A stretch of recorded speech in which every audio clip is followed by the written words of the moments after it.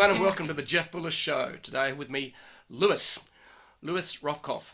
Now, Lewis is in New York doing the Zoom thing. I'm in Sydney doing the Zoom thing. I just told him that I live in the future, so he's going to place a bet on the races here, so he might get rich instantly. Lewis is the president of Martin, a media buying and measuring platform for marketers who want to measure their impact and make money, I'm sure. He has more than 2 decades experience in digital media, and prior to joining Martin, he led sales and revenue, business development and marketing companies such as Millennial Media, Polymorph and DoubleClick, each acquired by Verizon, Walmart and Google. Lewis is an expert at measuring ad effectiveness and has a lot of insight to share as far as what marketers can be doing to improve their impact right now and grow their company. So we're going to talk a lot about how to grow your company using digital advertising. Welcome to the show, Lewis. It's an absolute pleasure to have you here, dialing in from New York. Thank you, Jeff. Greetings from New York. Thank you for having me here. It's an absolute pleasure, mate. So you've been basically immersed in digital for quite a long time, okay? So where did that interest arise from? Like, why did you get into digital? Was it because your grandmother told you to? Was it because your professor was inspiring? What was the inspiration to get into digital? I will give you the honest answer to the question because I like you already. So I went to school with a major in advertising management, and so this was the mid 90s, and all of my professors were former agency heads, and they showed us the Volkswagen campaign they created, the McDonald's campaign they created, and I said, this is awesome. I then discovered that it's very difficult to pay off your student loans as a creative unless you are one of the very, very few that make it very, very far. And so I kind of transitioned my major over to the management side. So client management, account management. But what we learned predominantly were things like how to research the full page rate of a magazine in this periodical that listed full page ad rates for magazines. We learned that there were these things called computers that you could do like multimedia things on, like CD-ROMs and stuff. But, I thought I was gonna, go and write the next great Volkswagen commercial. And so I graduated on May 23rd, 1999, and sort of contextualize where the world was at that point. It was kind of like the crux of the dot-com boom. And so on May 24th, I got a phone call from a recruiter who said, I saw your resume on monster.com. And I work for this advertising company. Are you interested? And I said, am I interested? And I didn't know the first thing about digital advertising. And I got in and I took the job because why wouldn't you? And it was my first job out of school. And they said, well, what do you want to make? Like, what's your salary requirement? And I was like, in the HR person's office in real time doing the math of, well, my rent is this. And so if I have a budget of $100 a month for groceries, then here's what I need to make. And they said, great, you're hired. And so I became wedded to digital advertising. And over the course of the 23 years that followed, I've done a bunch of it. I did it for DoubleClick way back when. I did it for Brightroll, which was sold to Yahoo, which is in video advertising. Millennial Media, as you mentioned, sold to Verizon. Mobile advertising. And, I think I worked really hard over the last couple decades trying to solve the problems that the industry has created for itself, starting on the supply side. And then about 5 or 6 years ago, I said, I've solved all I'm going to solve from the supply side. I got to get to where the money is actually being spent. And so I moved to the demand side, hoping to help solve many of the challenges that the industry has from the point of view of the people who are spending the money. So you went and did your degree, which was basically about mass media and print media. That's right. How useful was that degree in terms of digital advertising? I would say that the well-rounded education I received at my Right. alma mater with the core liberal arts. And no, look, I mean, it was a very different time in the world. I remember distinctly we had a guest lecturer come in one day and say, how many of you have heard of Jeff Bezos? And nobody raised their hands. Yeah, yeah. And the professor said, okay, well, that's okay because, it's really just an online bookstore right now, but you should keep an eye on it. And so we weren't as deep in the digital side as I think would have been useful. But again, the world was changing. It was a transitional time. How much of it really helped me today? A lot of it. So, and I say that because we spend so much time in digital marketing and particularly in programmatic, talking about metrics and numbers and results. And you get to a point at which you might as well be trading, energy futures or pork bellies. What's missing is a real discussion of the creative, right? Creative matters. When you're using a medium like video, you've got to be taking advantage of sight, sound, and motion to reach consumers on an emotional level. Like, all of the back end metrics matter and count and ultimately are what is going to get the repeat business. But if you're not speaking to consumers in the language in which they need to be spoken, they want to be spoken, then you're missing out. Yeah. So a lot of people wouldn't understand what is meant by programmatic. Okay, so it's tossed around a lot, but explained little. Yeah. So can you give us a quick thumbnail sketch of what programmatic advertising is? So 23 years ago, when I began in the space, if you wanted to buy an ad on a website, it was the same as if you wanted to buy an ad in a magazine or a television show or a radio broadcast. You would get in touch with the seller, right? The salesperson. You would haggle over the price. You would come to a deal on the price. You'd probably go and have lunch with them, back when people used to leave their homes. And the final step was you would get an insertion order, an IO, and you would sign the IO, which has all the details of your buy. You'd probably fax it back to them. And okay, great. Now you're up and running. That is how digital media was getting bought routinely up until about 10 years ago. And think about that, right? So we're not talking about that long ago. We're talking about, the early 2010s, and you've still got insertion orders being faxed back and forth. And this is crazy. And so a bunch of really smart people got together and said, wouldn't it be great if, rather than having to do this highly manual process for every website that we want to run on, wouldn't it be great if we could do it all from our computer, from our web browser? And then really smart people got together and said, yes, that's good, but wouldn't it be even greater if, rather than buying a chunk of media, right? So I say, I want to buy 1 million impressions on lewis.com.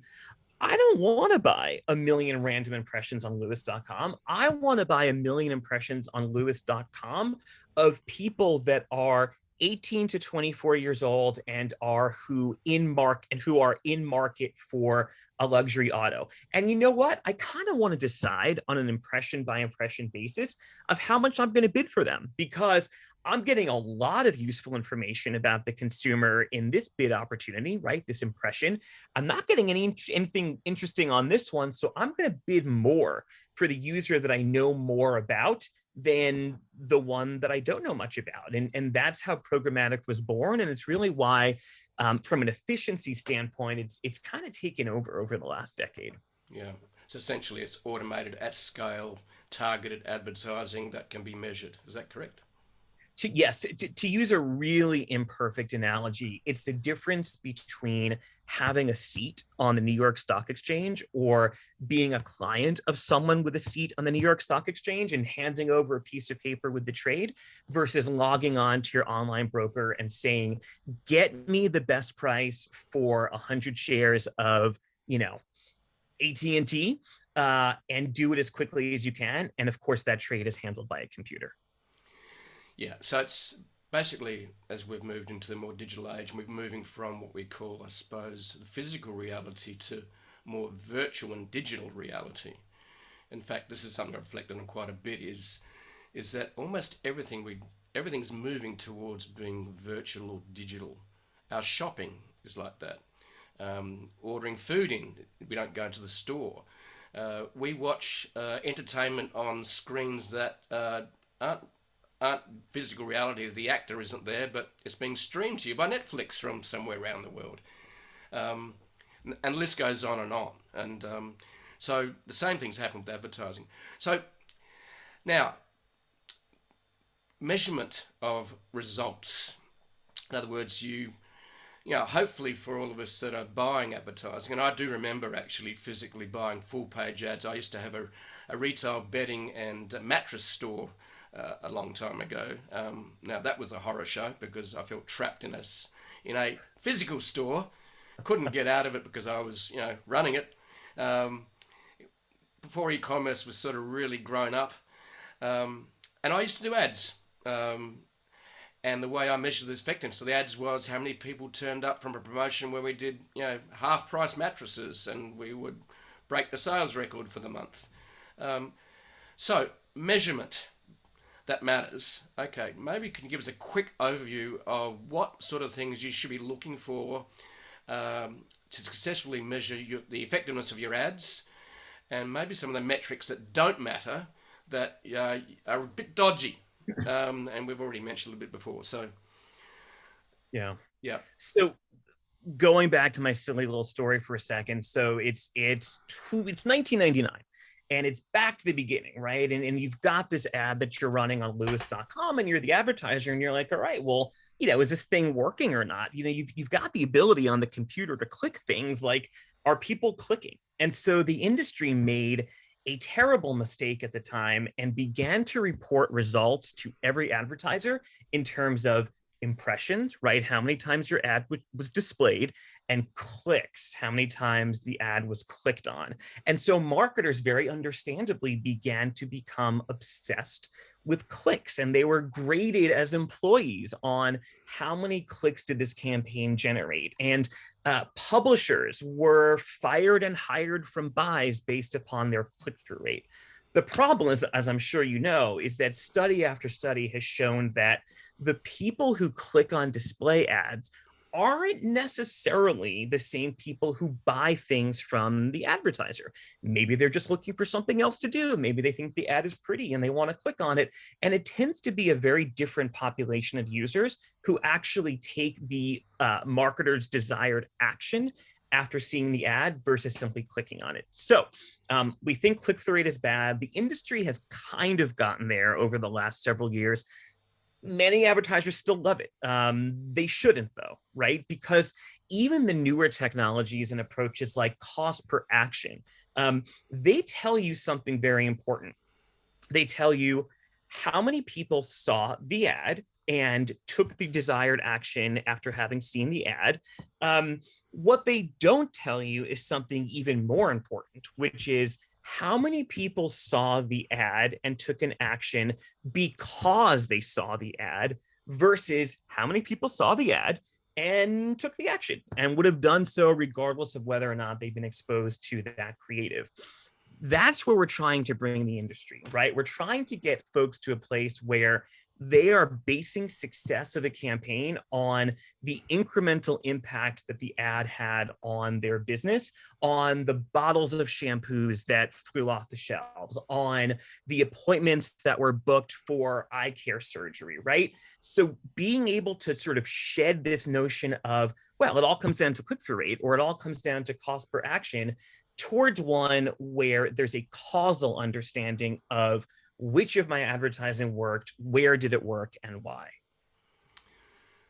So you guys at Martin have developed a platform to help solve that problem?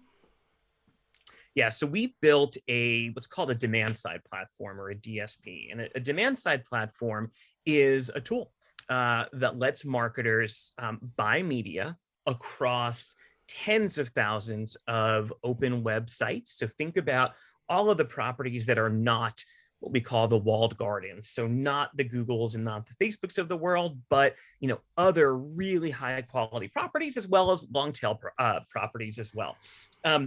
we let them do so in a way that allows them to overlay any data on top of that buy. So let's say they want to reach these 100 sites worth of consumers, but they only want to reach people, again, who are in market for a luxury auto. And so we can layer a data overlay on top of that. We're also able to onboard their customer files. So let's say you own a chain of bedding stores and you know who your customers are, and you know that the most money you make is from repeat business. So rather than just doing, a spray and pray campaign across the internet where you hope you reach your customers, you can actually take your customer file, whether it's email address or first name, last name, zip, upload it into our platform right from your desk. The file is then what we call hashed, right? It's encrypted in your browser. So we never see any of the personally identifiable information, right? Rather than seeing Lewis at Gmail, we see ABC12345. We work with partners on the back end who match that ABC12345 with what they know about ABCDE12345. And then you as a marketer are able to explicitly target those users and only those users. Or you as the retailer may decide that, my existing customers, they're already existing customers. They're not going to buy new matches from me anytime soon. So I don't want to spend money reaching them. I want to reach everybody who is not them. And then you would do the opposite. You would anti-target that customer list so that you're only showing your ad to people who have not bought from you in the past. And you can see the possibilities there are pretty endless in what you're able to do in terms of precision. And then going back to the point that I apologize, I will make over and over, so please stop me. You got to understand if it worked, right? So how many people came in and bought the mattress because they saw the ad versus people who said, I'm going to go out on Sunday and I'm going to buy a mattress. And having seen the ad was just incidental. If you can't draw that distinction as a marketer, then you're kind of flying blind. So the metric that matters then is cost per action. Is that what you're trying to get to the core? The metric that matters is lift, incremental lift. So how many more people took the action because they saw the ad?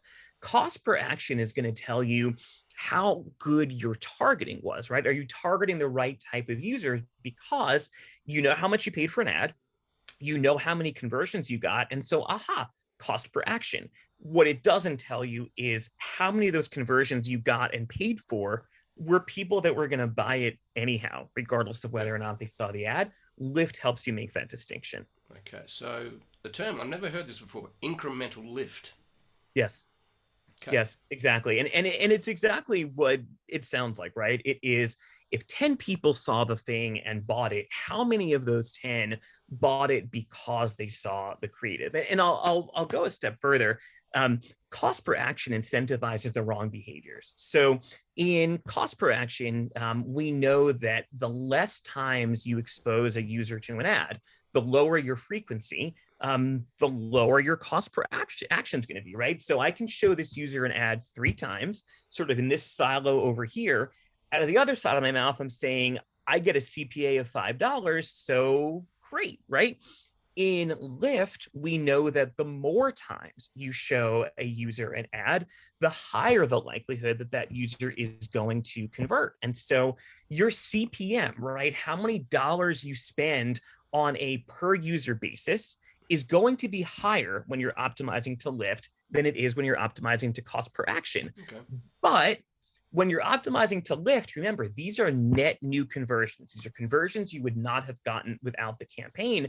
And so we've seen roughly 10 to 13 exposures is what it takes to get a user to convert, a net new user to convert. And so on the cost per action side versus the Lyft side, if you're a marketer, do you want to spend $1 in order to get 10 conversions, or do you want to spend $2 to get 50 conversions? Most would say the latter, but most marketers are not doing it yet. And so we are not only selling our product, but we're first going to prospective customers and saying, hi, we're Martin, we're new. We're so much newer than our gargantuan competitors like Google. But before we get into why and how, you have a problem. Like, do you know you have a problem? You're measuring the wrong thing. And so we have to first convince them that they're doing it wrong, no disrespect, and that there's a much better way to do this that will actually help you understand shampoo that's sold because of your advertising. So, in other words, a big part of what you do is education before you leap into anything. Is that correct? It's actually one of our it's actually one of our core values as a company. So we believe in the free diffusion of knowledge. So I'll give you, for example, we work with our clients on a monthly or more frequent basis to come in and just educate, just share thoughts with them on what's going on in the space. And we don't charge people for that. Like, we don't make it a sales pitch. Like, we really do believe that it's our responsibility as a bunch of engineers and data scientists and, dumb business people like me to teach and to share and to sort of not jealously guard this secret that we have, that there's a better way to do it. The more marketers measure and optimize the right way with their digital marketing, the more money is going to be spent on digital marketing, because it's going to work better, right? More shampoo is going to be sold. Yeah. Yeah, it's the whole digital landscape, marketing but it's just changed so much in the last 10 years. It changed 20 years ago, and the last 10 years changed even more as Facebook arose and got very granular details. The thing that fascinates me a bit, and I'm hearing this a few times now, is what are the implications and ramifications of iOS 14.5, which is where Apple's going to Google and to Facebook going, I'm not going to share the data from the phone with you anymore because my users don't want to feel like their privacy has been invaded. What are the implications of that? Because this is only just starting to roll through the landscape now, and what people need to know about that and how you're getting around it. And so I'd be interested in your thoughts on that. This is a really good thing. We welcomed with very open arms the cross-app ad tracking changes that Apple rolled out in 14.5. We also welcomed with very open arms the Google Chrome third-party cookie deprecation. And as you know, Google sort of surprised some people, I guess didn't surprise some people, and pushed those changes back. And we were super disappointed by that, because we are excited to be the first entirely cookieless DSP, which is a goal that we have for ourselves in 2022. Unfortunately, with the Google change being delayed, it took a little bit of fuel off the fire on both sides of the table, the demand side and the supply side. It took some of the urgency away. We want to recreate that urgency. We want to do it because, number one, it's the right thing to do, right? Consumers deserve privacy online. Consumers deserve to not be part of I think the term was coined this week, surveillance advertising or surveillance virtual state, right? Like, that's not what we want. I mean, we're consumers. We go home to our families and we consume things and we see advertising. And, every once in a while, my daughters will turn to me and they'll be like, oh, there are so many ads in this app. I hate it. And I'll say, you do know how the rent is paid, right? Like, you do understand like where daddy makes money. But it's such a good point. And that is, you can do this. You can have really good advertising and really good creative that is really precisely targeted with really scientifically valid attribution without making people feel icky. And that's really what all these changes are about, aren't they? It's about helping consumers feel hopefully not icky at all, but certainly less icky. We've all experienced this, right? We've gone shopping for a pair of shoes. And then we didn't buy it, or maybe we did buy it. And then for the next 2 weeks, all we see everywhere on the internet is an ad for that same pair of shoes. And it drives us crazy. And you've already bought the shoes. Exactly. It's like, don't try and sell me something I've already bought. It's like, it is so stupid. It feels creepy. And it's also wasteful, right? Because that loop isn't closed. So they don't know that you're out of the funnel. You're either out of the funnel because you bought it or you've chosen not to buy it. So you see the same damn ad. And so many of the challenges that the industry has had were of its own creation. And so the long answer to your short question is, sorry. cookie deprecation, third-party cookie deprecation, Apple's changes, Google's changes are not only not a bad thing, they're a good thing. So I said thing one is it's the right thing to do. Thing two is if you do this the right way and you work with proper contextual understanding of the environment in which the ad is going to be delivered, completely anonymous understanding of the attributes of the pool of consumers that are seeing your type of or seeing your advertising, you can actually get really granular with your targeting, and you can get really precise with your attribution when you are showing ads to consumers who have consented, right? Consent and choice is absolutely critical. It's the framework that all of this is being built upon. It's why you have governments around the world enacting things like the GDPR in Europe, CCPA, and now CPRA in California, and a whole bunch of other similar pieces of legislation and law. That should be the bare minimum, right? We should hold ourselves to a higher standard of great advertising to consumers that is not icky and that doesn't misuse their information or even give them the perception that that's happening. Yeah. I've hearing around the traps more that because of this change, Apple's basically and GDPR has actually imposed, and rightfully so, on advertisers, that they're turning more to already organic targeted groups that sit under the likes of influencers. So I'd be interested in your thoughts on where influencer marketing is at the moment, if that's something that you are happy to talk to and know about. Yeah, it's not my area of expertise. I did see something really interesting today, which is a company that I spoke with. They're called Spaceback. They're able to take social ads, right? So they're able to take an Instagram post and turn it into a display ad really quickly and really easily. So that's cool, right? Now you've got, your social team as a marketer that is doing a campaign. Maybe they've done a product placement with an influencer, but the ad, the post lives on Instagram, right? Or it lives on Twitter. Wouldn't it be great if you could take that and make it live in all places on the open web and turn it into a display ad? So something like that, and ideas and technologies like that are able to bridge that gap between what we traditionally called social marketing and influencer marketing and what we traditionally call digital marketing, be it display or seat connected television or over the top or audio or native. I think that's the future. Yeah. Yeah, it's just look, every time I have a conversation with people such as our experts and thought leaders in your space, in this space, is I'm constantly blown away with the tech that is just bubbling away all around the world. I've been involved with a startup called Shuttle Rock, which actually creates video advertising at scale from static images. And we're a startup.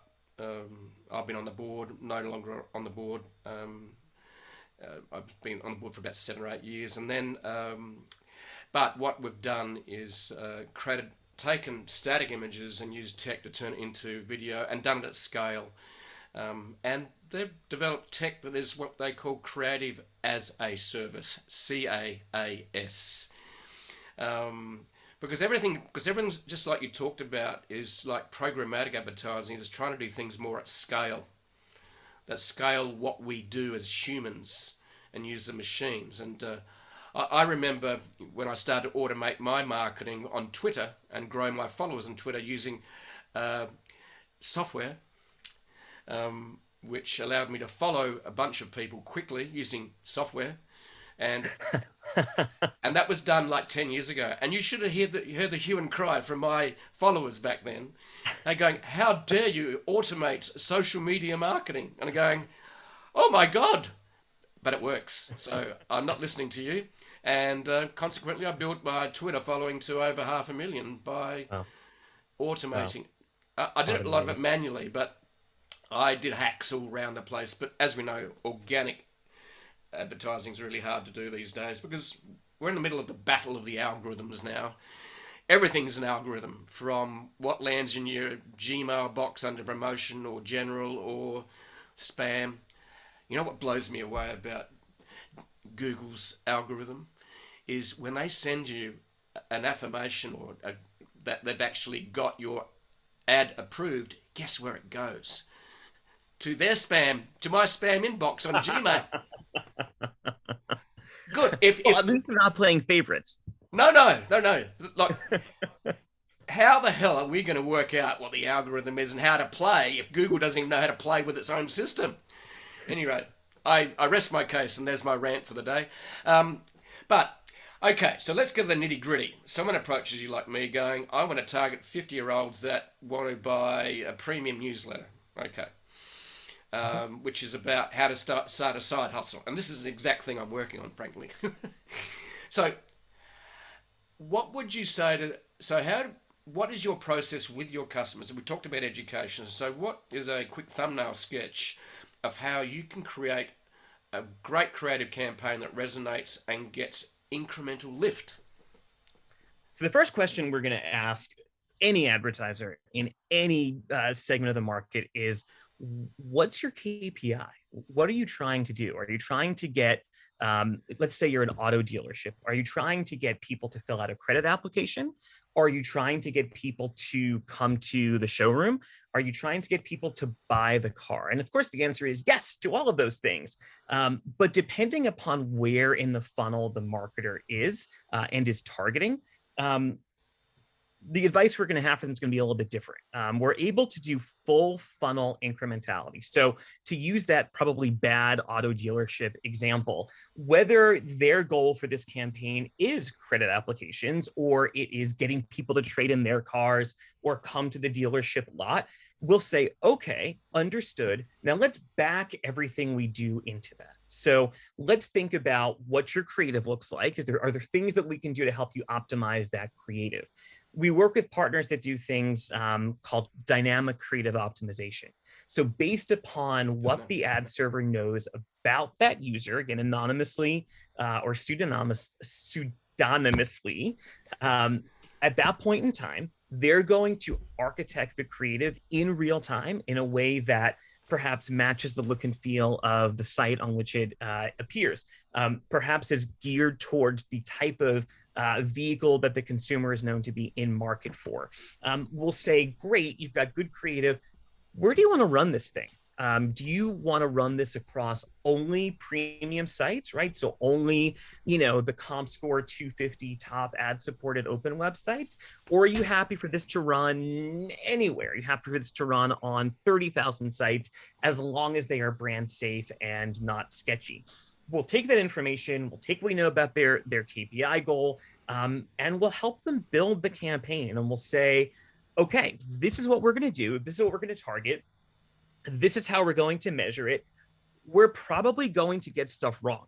And that's why it's so important for us to, in real time, be able to keep them apprised as to how the campaign is performing from a lift standpoint before the campaign ends, right? For way too long, you would run a campaign, you would get a lift report, and then you would say, I did great, or I did not so great. And well, too bad, it's over. Maybe you can apply those learnings to another campaign, but you can't go back in time and fix the one that was already running. And so we provide lift in site visits, lift in online sales in near real time so that you can take the stuff that you were doing right and do more of it, or take the stuff that you were doing not so right and do less of it. And yes, to your earlier point, much of that can be done algorithmically, and or you can do it yourself. We have customers who really want that high touch and who really want our counsel and our guidance. And then we have those customers who are like, hey man, just give me a login. Like I got it. Like I don't, your advice I'm sure is great, but I don't really need it. And we love both types of customer. Yep.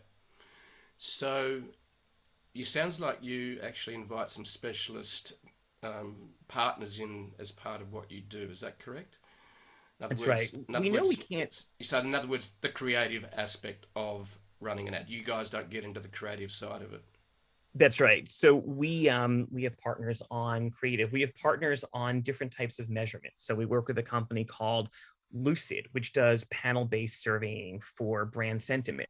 So going back to what I said about what is your KPI, what is your conversion moment, some campaigns are not geared towards driving sales or foot traffic. They're geared towards making consumers either more aware of the brand or having the brand be more present in their consideration set. And so we work with Lucid to survey users and understand what was the lift in brand sentiment or brand awareness. We work with partners that help us do footfall measurement and that help us do geographic measurement and understanding, again, depending on the KPI, how much were we able to get the shampoo off the shelf, figuratively speaking, for this client. Right. And that sort of begs the question then, because a lot of retail is person walks in the store. I used to have a traffic counter, in other words, how many people walk in and out. And sometimes they got to run backwards and forwards to the car and it's not accurate. But on the other hand, I do know that I've had a 50% lift in traffic into store, which I suppose is called footfall measurement. Is that correct? Right. That's right. Yeah. That's so then you've got e-commerce stores. That requires a totally different type of measurement. Well, not totally, but a different type of measurement or added additional type of measurement. So for you guys, what's your sweet spot in terms of the type of customers that you believe you can serve best? Yeah, so we our customers are pretty evenly split between e-commerce, consumer packaged goods, CPG, and retail. And it's something that served us really well when it looked like the bottom of the economy fell out in March, April of 2020. I wish I could say that it was my brilliant management skills that had us have a pretty diversified portfolio of clients. It was luck. It was pure luck that in a once in a generation, black swan event, as our retail clients pulled back in spend, our e-commerce and CPG clients in many cases increased their spend. So, and then it just goes back to what their goals are, right? So e-commerce, it's almost always online sales, right? Why wouldn't it be? CPG, it's often brand KPIs, so brand lift in sentiment, in awareness. And for our retail clients, it is very often footfall. You said something interesting about you had a counter at the store and now you're able to measure footfall. And yes, footfall measurement is great. We work with a great company called Cubic that helps us with that. However, you can supplement that with something really, really special, which is truth set data from your cash register, right? From your POS system. So any measurement that is done is going to have statistical significance, or we're not going to put our stamp on it, but it's going to have some degree of noise. No matter how careful you are to avoid bias in your measurement, there's going to be some degree of noise. If you're using cash register data, right, to understand how many people saw the ad, right, have a loyalty card that you're able to associate with that purchase in the store, well, now you've achieved the holy grail. Now you've completely closed the loop. Now it's not a mystery of, okay, we know how many people went to that polygon, but did they go to the store or did they go to the other store in the strip mall that was across the, that was across the hall or across the street? Difficult to get that level of precision. And so if you're able to take that POS data and tie it back to loyalty card and tie that back to online ad exposure, I mean, geez, now you've got the secret code.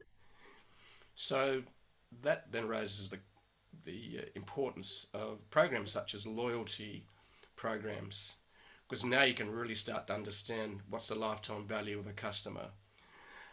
Because the thing is, you might lose money on your first sale with a customer because you've got to spend $100 to get them in and only spend 50 and you only make, 50% margin, whatever. So that's $25, $100.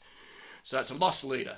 Okay, now, but they keep coming back for 5 years and they buy $10,000 worth of product. So loyalty is becoming very, very important, isn't it? Always has. It is, and look, you know this, and your listeners know this. The exchange of value with consumers has to be a fair one, right? So the implicit bargain is that I'm going to get 10% off by being a club member and putting down that card. Yes, but I'm going to give you the ability to track my purchase, right? And tracking those purchases is not only good from a advertising and targeting standpoint. When you pay for something at the supermarket, if you buy, some maybe dodgy looking fish at the supermarket with your loyalty card and find out 2 weeks later that that fish was recalled because it wasn't just dodgy looking, it was straight up dodgy. I got an automated phone call from the supermarket that said, something along the lines of, I really hope you haven't eaten the fish yet. If you have not, please bring it in for a refund. If you have, God be with you.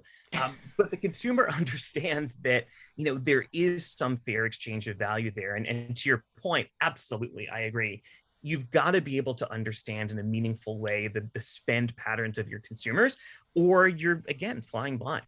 Mm. Yeah, it's and the rise of the mass adoption of smartphones since we had the Crackberries, which were for the elite back then.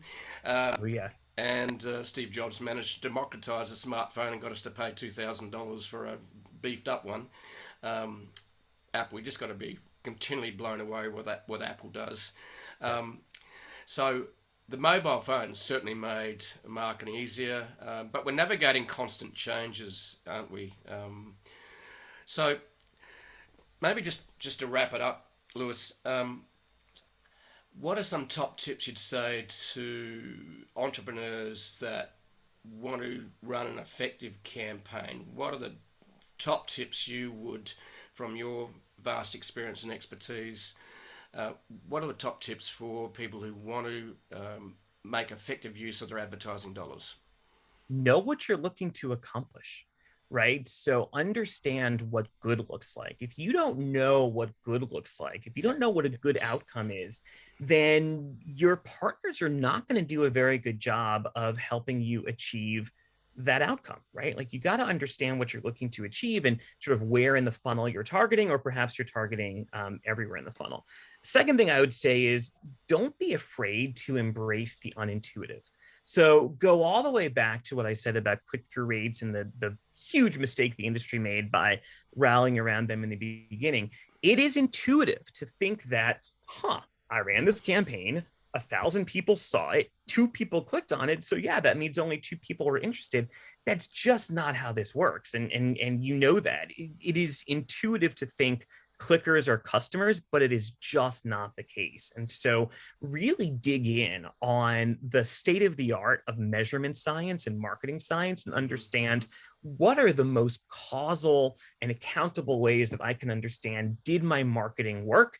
And if so, why? Last thing I would say is test. You got to test. Mm-hmm. Test creatives, test tactics, test ideas, test suppliers, test DSPs. Like, you shouldn't bet your business on any one horse, even if that horse happens to be, a very good looking horse. Yeah.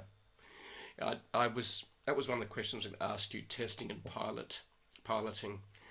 I couldn't agree more. We've done some testing with Facebook ads on pain points for a target group, and it can vary from 6%. And this is the wrong thing, but we were testing. We weren't not after anything else. We want to see what the click-through rate was. We don't know what the buy rate would be, but we want to see at a very, very raw level what resonates with a potential customer. So, and you can run Facebook ads, look, $20-$50 just to test that very, very quickly. And it could be, what are the pain points, the customers that they resonate with? So testing is very, very important. And you can do it so effectively these days, can't you? That's right. That's right. Yeah.